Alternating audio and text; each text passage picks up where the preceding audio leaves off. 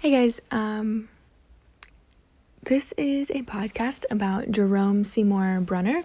He was an American psychologist that made huge contributions to the cognitive psychology, and he also created the constructivist theory. He was born October 1st, 1915 in New York. He was born blind because of cataracts, and then at the age of 2, he underwent surgery to restore his vision. He got his degree in psychology from Duke, and then went on and got his master's and doctorates in psychology from Harvard. He also worked under Dwight Eisenhower during World War II in the Psychological Warfare Division.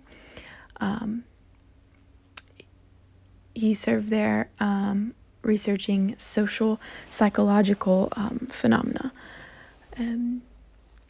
He was a professor. He went back to Harvard and was a professor there, and he researched cognitive psychology. A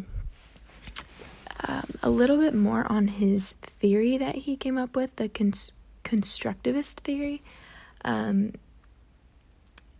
They are one of the major themes of this is that learning is an active process where students can create new ideas based on their knowledge that they have currently or that they have had in the past. He kind of thought that that there is no concept that is too advanced for students. So as long as the content is given to the student appropriately, meaning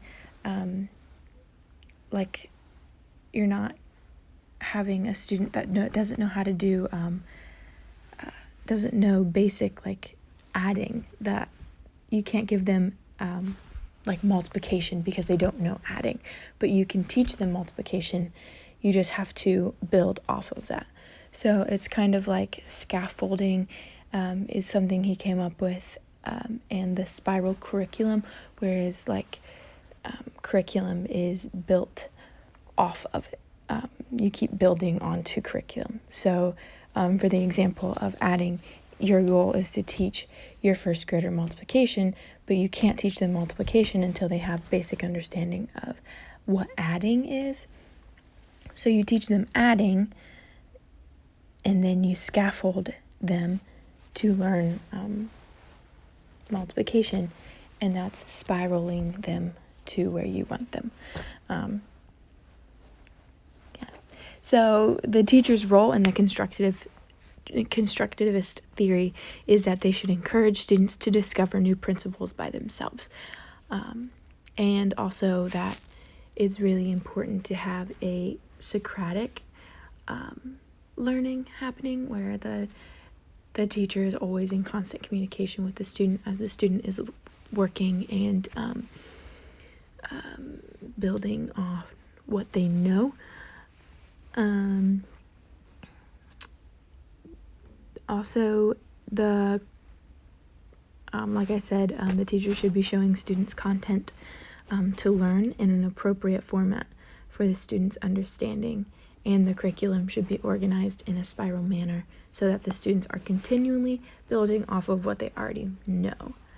In 1966, Bruner stated that a theory of instruction should address 4 major aspects, which is the predisposition towards learning, and the way in which a body of knowledge can be structured so that it can be grasped by the student, the effective sequence in which to present material, and the learning and pace of rewards and punishment.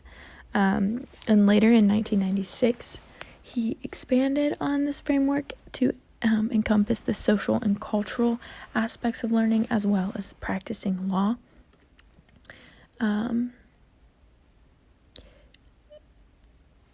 Eventually, Bruner died at the age of 100 on June 5th, 2016 in Manhattan.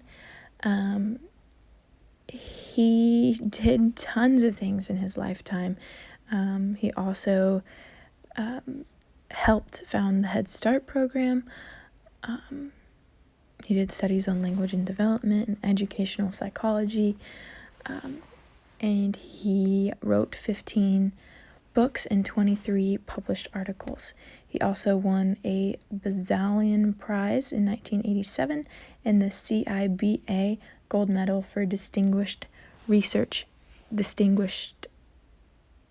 Scientific Award of the American Psychological Association. That's just a few things on who Jerome Bruner was. I hope you are learning more through my website and the podcast. Thank you for listening.